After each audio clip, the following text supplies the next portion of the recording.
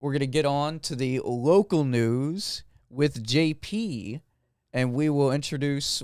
I don't know. You're just gonna say like what the title is. I don't really have a title. All I have is local news. But you know what it is. So local news with JP.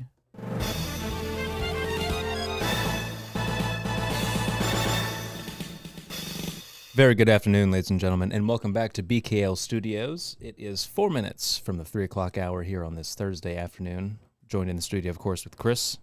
Here it is. Thankful to be here. Yes. Local news in today for Louisiana in St. James and St. John the Baptist Parish. Louisiana's levee system, which typically is used to manage the Mississippi River, but negatively affects Maurepas Swamp, housed in St. James and St. John the Baptist Parish, an important wildlife area in between Baton Rouge and New Orleans.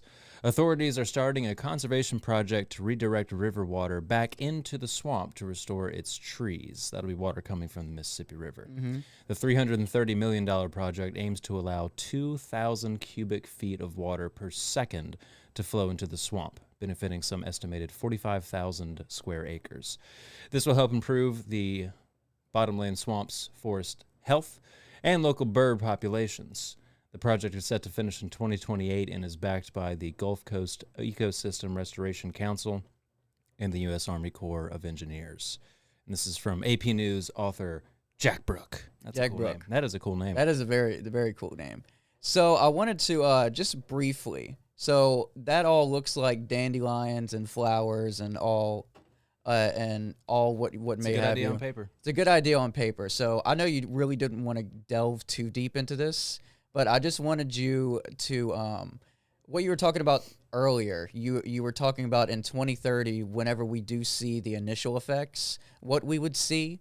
So I want you to like describe what we would see in 2030, and then a little bit of what might happen, what you think will happen, whatever it may be, in the next like 10 to 15 years. Sure. So in 2030, we'll start to see what they're describing exactly. 2030, 2031, summer 2031 for sure. We'll see that the actual swampland bottomwood forests that are there, which are currently, depends on the tide of the water, but at the highest, they'll be 6 feet underwater, and then at their lowest, they're dry, high and dry, and the bayous flow around them.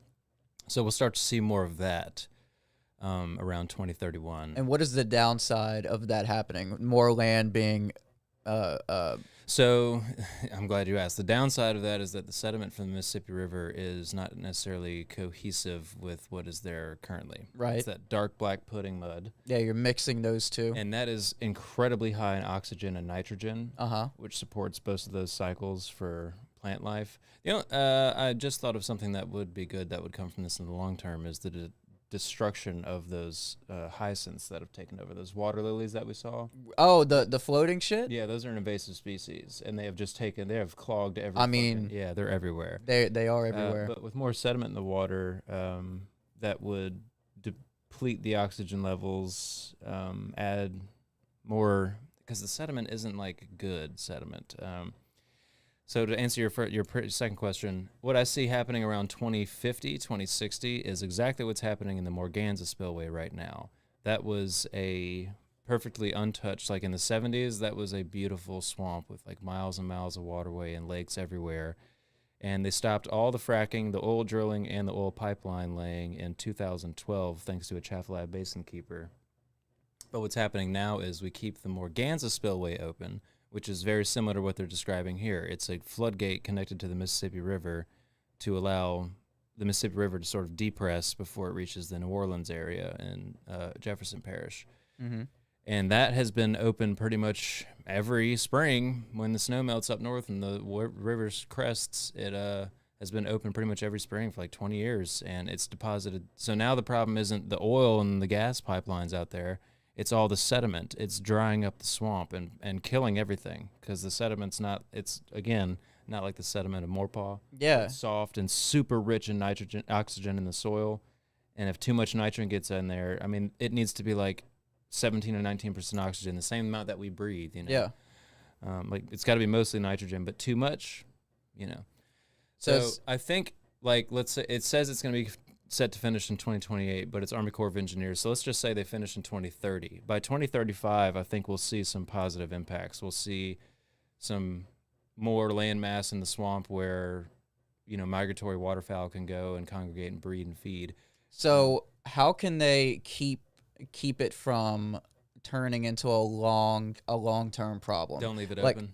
So don't leave it open. Just so like in the short Morganza term, is left open. right? So like whenever leave it open 5 years, shut it off 5 years, open it back up, close it back off. And instead of allow the natural consistently doing it, hydrology. because that's what's already happening right now. If we consistently do it over the years, it's just going to be the same exact issue that we're having over there in the Atchafalaya Basin, which I'll remind. I'll remind everybody listening: the Atchafalaya Basin is the largest swamp in all of the Americas, and that beats North America's.